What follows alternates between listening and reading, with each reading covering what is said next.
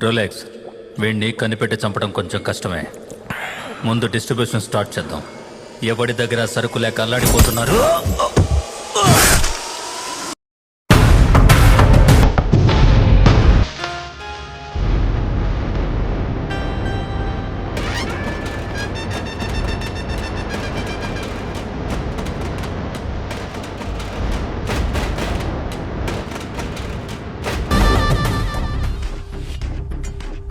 ఇప్పుడు నన్ను ఏమని పిలిచావు?